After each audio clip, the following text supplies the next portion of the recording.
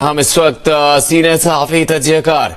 Anchor person Shahzeb Khanzada سے بات کریں گے۔ شاہزیب صاحب، بھارت کی جانب سے اقدامات کیا گئے جس سے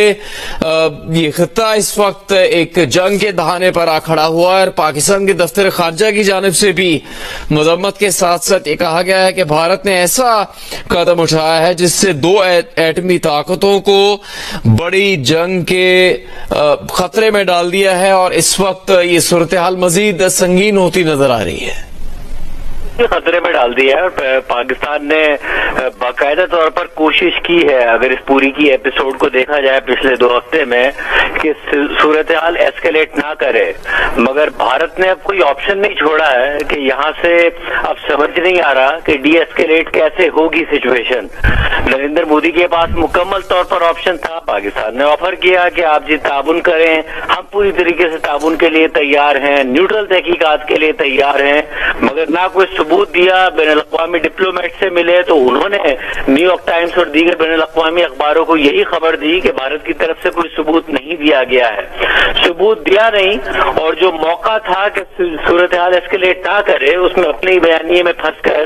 ایک ایسی کارروائی کر دی ہے جس میں پاکستان کے پاس کوئی آپشن نہیں ہے سوائے اس کے کہ پاکستان ریسپونڈ کرے۔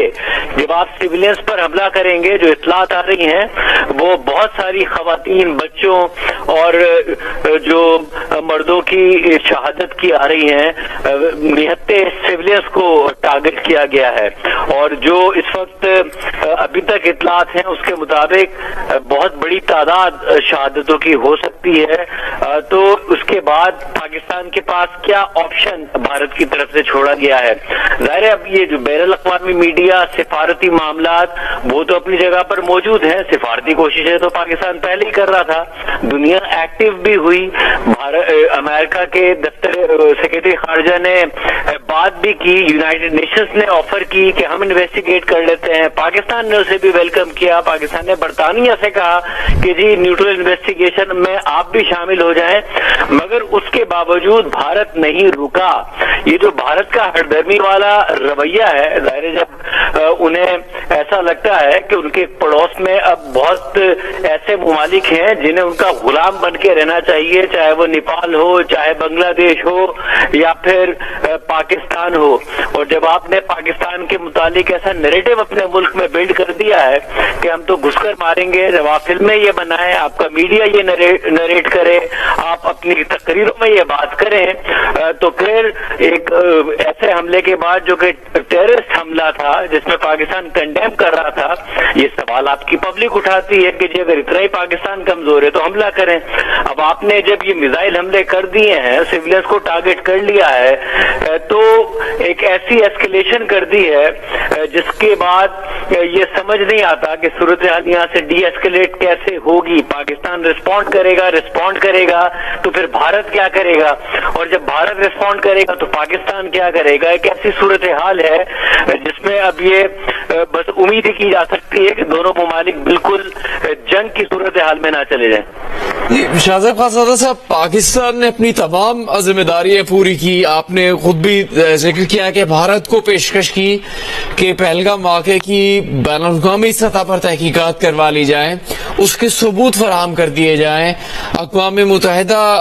تک آواز پہنچائی، اقوام متحدہ کے سیکرٹری جنرل سے بات کی۔ اب امریکی صدر ڈونلڈ ٹرمپ کی جانب سے بھی ابتدا میں ہی بیان آ گیا کہ بھارت کی جانب سے جارحیت میں پہل کرنا ایک شرمناک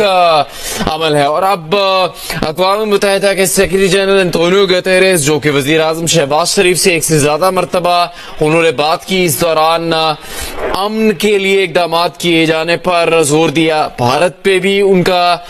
یہی زور تھا، اور اب ان کی جانب سے بھارتی اقدامات پر تشویش کا اظہار کیا جا رہا ہے۔ تو پاکستان نے اپنی سفارتی سطح پر، عالمی سطح پر بنیادی طور پر تمام ذمہ داریاں پوری کی، اس کے باوجود بھارت نے پاکستان کی کسی پیشکش کا مثبت جواب نہیں دیا۔ جی بالکل، اور پاکستان نے سفارتی سطح پر بھی، پاکستان نے over all as a society, media نے ایک بہت زیادہ ذمہ داری کا ثبوت دیا، ریاست کے اداروں نے اور حکومت نے، دونوں نے، مگر مگر مسئلہ یہ ہے کہ انڈیا کے رویے سے واضح نظر آتا ہے کہ ایک بالکل بے لگام جو حرکتیں ہیں، ایک ظاہر جب پاکستان سے دہشت گردی کے الزام لگتے تھے پاکستان پر تو بھارت یہ الزام لگاتا تھا کہ پاکستان کی چیزیں کنٹرول میں نہیں ہے، پاکستان گرے لسٹ میں گیا فیٹف کی، اب وائٹ لسٹ میں آیا ہے۔ اب تو بھارت کے اپنے رویے سے لگتا ہے کہ ایک روگ سٹیٹ والا اس کا رویہ ہے، ایک ایسی سٹیٹ جو بے قابو ہو گئی ہے تھوڑی سی معاشی ترقی دیکھ کر، اور وہ چاہے کینیڈا میں ہمیں نظر آتا ہے کہ ٹارگٹ کرتی نظر آتی ہے، امریکہ میں ٹارگٹ کرتی نظر آتی ہے، تو ایک ایسی اسٹیٹ کا جو رویہ ہے اس میں آپ جب اپنے پڑوسی ممالک کو دبانے کی کوشش کریں، اس میں سرحدوں کی خلاف ورزی کر کے سویلینز کو ماریں، تو پھر پڑوسی ملک جو کہ خود آرمڈ کنٹری ہے، اور جب آپ موازنہ کرتے ہیں انڈیا کی اور پاکستان کی جو فوجی طاقت ہے اس کا، کیونکہ انڈیا کو دو طرفہ چیلنج کا سامنا ہے، چین سے بھی اور پاکستان سے بھی، تو ایسا نہیں ہے کہ پاکستان اور انڈیا میں 10 اور 20 کا فرق ہے کہ انڈیا اگر حملہ کرے گا اور ایسکیلیٹ کرے گا تو پاکستان مقابلہ نہیں کر پائے گا، چاہے ایئر فورس ہو، چاہے نیوی ہو، چاہے زمینی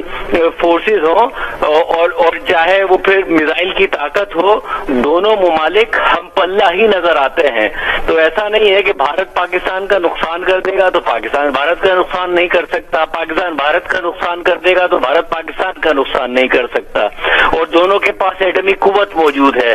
ایسی صورت میں جو ذمہ داری ہے، ہمیں چین کی مثال سمجھ میں آتی ہے۔ چین نے پچھلے 30 سال میں اگر فوکس کیا ہے تو صرف اکنامک ترقی پر کیا ہے، اگر اس کی جھڑپیں ہیں، اس کے کچھ اختلافات ہیں، تو بھی یہ نہیں ہے کہ وہ جگہ جگہ جنگیں لڑ رہا ہو، معاشی ترقی پر فوکس کیا ہے۔ بھارت نے ایسا لگتا ہے کہ زیادہ فوکس ہی بھارت کے اس بات پر ہے کہ جو پڑوسی ممالک ہیں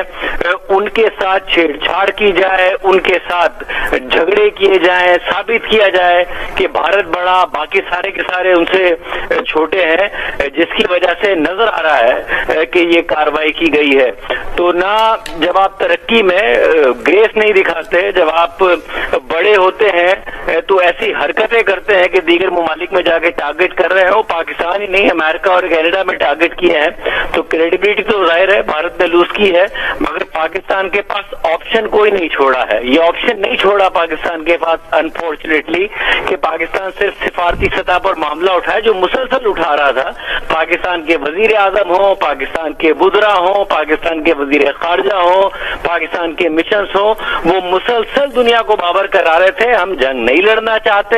مگر اگر جنگ تھوپی گئی تو ہم ریسپونڈ کریں گے۔ بار بار دنیا کو بتایا گیا، دنیا نے انٹروین بھی کیا، مگر شاید اتنا کرنا چاہیے تھا اتنا نہیں کیا۔ ہمارے ابھی 10 بجے پروگرام میں وزیر دفاع نے کہا کہ خطرہ بہرحال موجود ہے اور ناگزیر ہے کہ بھارت حملہ کرے گا۔ اس وقت ظاہر حکومت کیونکہ روزانہ ہی بات کر رہی تھی تو اب اندازہ ہو رہا ہے کہ حکومت کے پاس کتنی مضبوط انٹیلیجنس موجود تھی۔ جب وزیر اطلاعات رات 2 بجے آ کے بات کرتے تھے تو اس کے بعد خبر آتی تھی، پتہ چلتا تھا کہ رفال طیاروں نے پیش رفت کی تھی۔ اب وزیر دفاع نے کہا تو آج کی کارروائی کے بعد نظر آ رہا ہے کہ بھارت کے حوالے سے باقی انٹیلیجنس اطلاعات پاکستان کے پاس موجود تھیں، مگر اب بھارت نے کوئی موقع ایسا نہیں چھوڑا ہے۔ اب دعائی کی جا سکتی ہے کہ یہاں سے سچویشن پاکستان ریسپونڈ کرے تو بھی ایسکلیٹ نہ کرے، دو ایٹمی طاقتیں جنگ میں نہ جائیں، ایک جنگی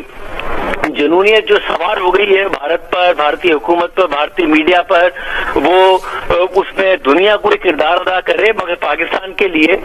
یہاں سے کوئی آپشن نہیں چھوڑا ہے بھارت نے، اور نہیں نظر آ رہا کہ یہاں سے سچویشن کیسے ایسکیلیٹ ہوگی۔ شاہزیب خانزادہ آپ شکریہ۔ شاہزیب خانزادہ کا کہنا ہے کہ عالمی سطح پر عالمی برادری کو کردار ادا کرنا پڑے گا، بھارت کے جنگی جنون کی وجہ سے یہاں پر حالات کشید اور سنگین ہو سکتے ہیں، چونکہ یہ امید کی جا سکتی ہے کہ جنگ کی صورتحال پیدا نہیں ہوگی، لیکن اگر بھارت اپنا جنگی جنون نہیں چھوڑتا اور پاکستان کے خلاف شرمناک اور بزدلانہ کارروائیاں کرنے سے باز نہیں آتا تو پاکستان کے خلاف کوئی اور آپشن نہیں ہوگا کہ وہ ان کارروائیوں کا بھرپور جواب دے۔